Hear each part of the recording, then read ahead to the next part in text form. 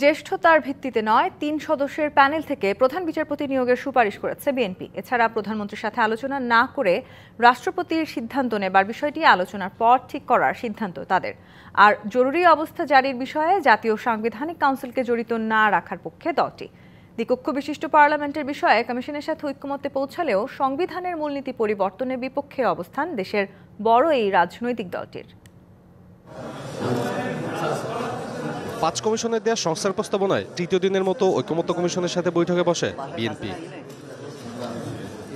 রাষ্ট্রপতির অভিশংসনের ২ কক্ষের ২/৩ ভোটের বিধান চাই উল্লেখ করে দলের স্থায়ী কমিটির সদস্য সালাউদ্দিন আহমেদ বলেন, একজন নয় ৩ সদস্যের প্যানেল থেকে প্রধান বিচারপতি নিয়োগের পক্ষে দলটি।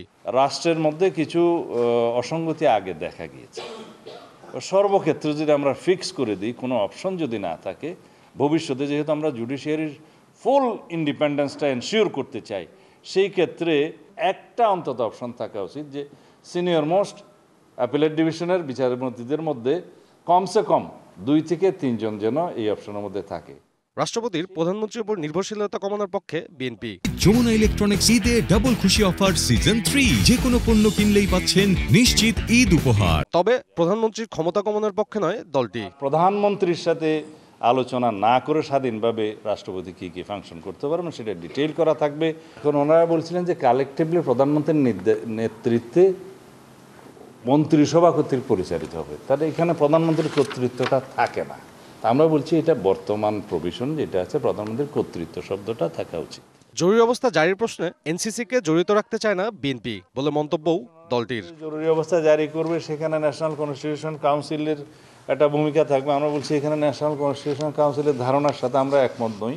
জরুরি অবস্থা তখন জারি করতে হয়, সেটা সংসদ এবং শাসন বিভাগে মানে এক্সিকিউটিভের একটা ফাংশন থাকে এবং সেখানে কিছু কিছু অধিকার স্থগিত করতে হয়, তা না হলে জরুরি আইন জারির কোনো অর্থই থাকে না।